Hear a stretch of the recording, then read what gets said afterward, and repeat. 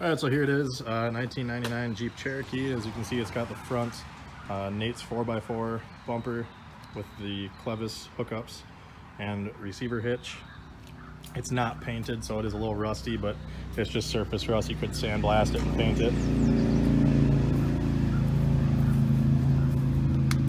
It's got the heavy-duty tie rod, Iron Rock Off-Road. Has solid front diff cover.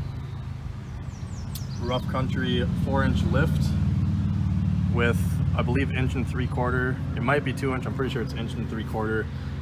Coil spacers in the front and lift shackles in the back. So approximate overall lift is around 5 3/4 to 6 inches.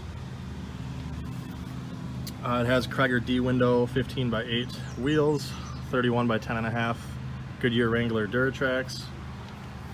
Still have over half tread left on them. They're a little chewed up from off-roading, but nothing major. As mentioned in the ad, the fenders are cut and folded for maximum clearance, so you can fit a bigger tire without having to lift it too high. We have ran 35x12.5s on this with some minor rubbing. I wouldn't recommend that though, unless you're going to re-gear. But it did run 33x12.5s, no problem for a while. The rocker's a little bashed up from the trail, but the door still opens. The driver's front door hinge bushings could stand to be replaced, but the door still does open and close. Gray cloth interior. Does have the typical driver's side seat tear. Fire extinguisher.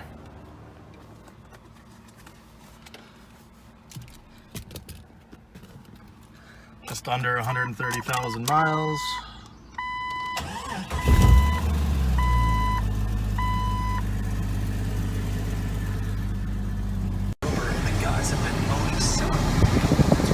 It does have an aftermarket Pioneer radio. All the speakers do work. As of right now, it feels like the AC does work. It might not be the coolest in the world, but it's definitely cooler than outside. Heat works. It does have the typical Jeep Cherokee window up clicking. It does go up and down fine, it just clicks when it gets up. Pretty common. Still got a 1/4 tank of gas. No overheating issues that we've had. Charge as well, good oil pressure. It does get a slight belt squeal, as you can hear, with the AC running when it first kicks in, but then it goes away. Probably just needs to be tightened up a little bit.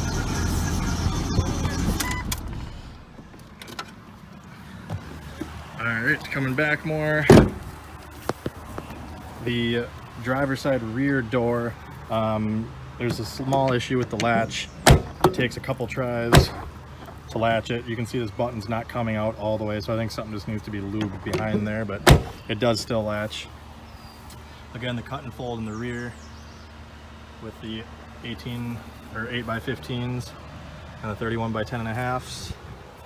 Does have a CB antenna and mount. The rear hatch does open. There's a box of goodies here that comes with this as well. I think this is a transmission or a transfer case mount, a couple ratchet straps, AC line, power steering. There's a couple new shocks here as well, and a spare axle shaft. I think I did put in the ad that the one shock did fall off, so this has to be bolted back in. It's one of the rear axle ones.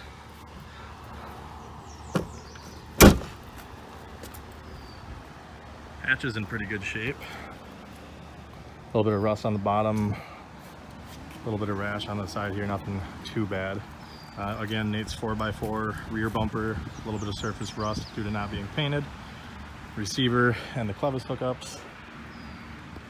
This door does not open at all right now. I'm guessing it's kind of a similar issue to the one on the other side. I'll have to kind of be taken apart. You can see there is a little bit of trail rash on the side here, again with the cut and fold. The rockers are bashed in a little bit, some rust going on.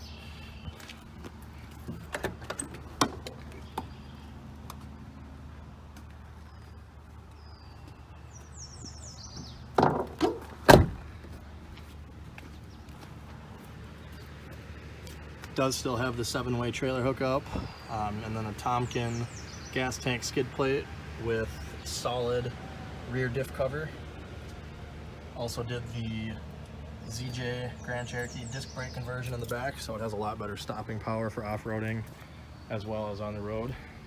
Disc brakes all the way around. We also have rough country steering stabilizer, as well as Spartan lunchbox front locker and a Spartan lunchbox rear locker.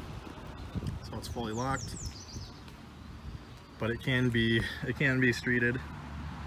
I would just recommend getting a sway bar to reinstall. It's not in right now because this was primarily used as an off-roader. One more shot at the back here so you can kind of see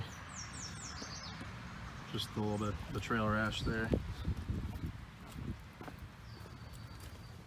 And this does come with a Viper alarm and remote start system.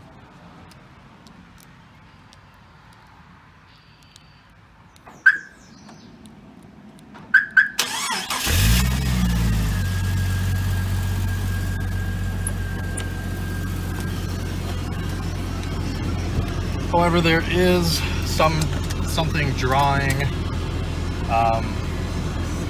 the electrical system that we're not aware of yet. So we usually store the Jeep with the battery disconnected.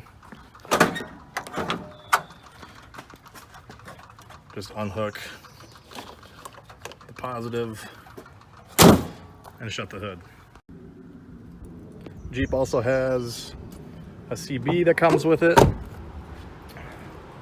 fairly new battery, and a cold air intake, which could use a cleaning. Like I said, it was basically used as a off-roader. It was pretty good. Didn't break a whole lot on it. Not a whole lot of problems since we're not running huge tires on it. Did pretty good, fully locked. Just don't have a place to put it right now, so I gotta sell some toys. If you'd like to figure out more about this or come look at it, let me know. Text the number in the contacts. Thank you.